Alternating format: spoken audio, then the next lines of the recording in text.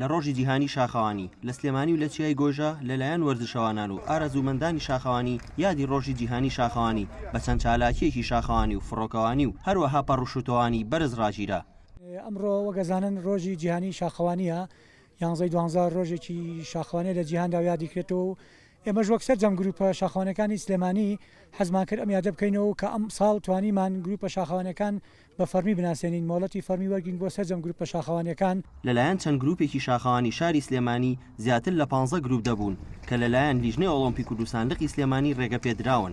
ئەوانیش چەند شاخەوانێک و ئارەزومەندێک لە هەر گروپێک ئامادە بوون کە ژمارەیان بە نزیکەی 100 شاخەوان دەبوون لە دامێنی چیای گۆیژە بەرەو سەرشاخی گۆیژە بەڕێکەوتن.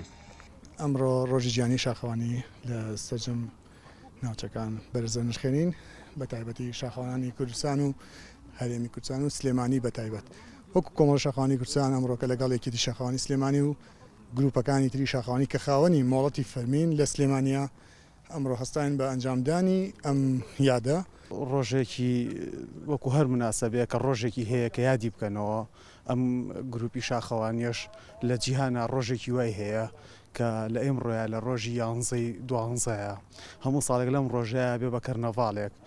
دوای دوو کاتژمێر شاخەوانەکان گەیشتنە سەر شاخی گۆیژە و هەر لەوێ لەلایەن بەرپرسان و وەرزشکاران و وەرزش دۆستانەوە پێشوازی دەستخۆشییان لێکرا. جێی ئاماژە پێکردنە لای خۆشیانەوە بەرپرسان وێڕای دەستخۆشی و پشتیوانی خۆشحاڵی خۆیان بۆ شاخەوانانی شاری سلێمانی نیشاندا و ئاماژەیان بەوە کرد لە کۆندا شاخەکانی کوردستان جێگای خەپاتی ئەوان بوو. خۆشحاڵن لە ئێستادا وەرزشی شاخەوانی لە شاخەکاندا دەکرێت.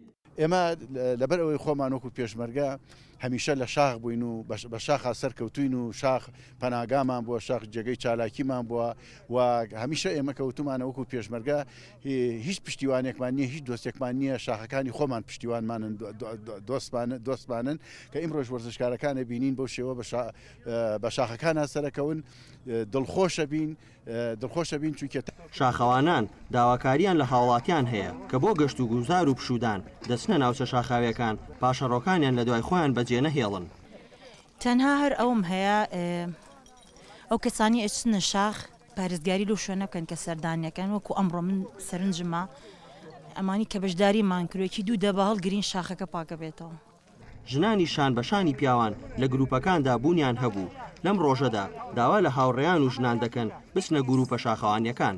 هیوادارم ئەو ژنانی کە لە ماڵەوەن بێنە دەرەوانێ ئەوانی کە نەخۆشیشن زۆر باشە شاخەوانی. جا من پیرۆزبایی لە خۆم و لە هەموو ئەو شاخەوانە ناکەم کە ئەمڕۆ هاتوونەتە دەرەوانێ.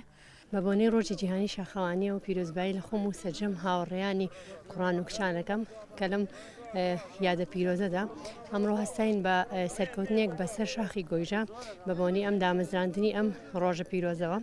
شایانی باسە گروپی شاخەوانی نەخۆشخانەی هیوا شانبەشانی شاخەوانان ڕۆژانە لەگەڵ نەخۆشەکانیان بۆ چارەسەرکردنیان ئەم جۆرە وەرزشە دەکەن و بە هۆکارێکی گرنگی چارەسەرکردنی ناوی دەبەن. محەممەد حسین گەلی کوردستان سلێمانی.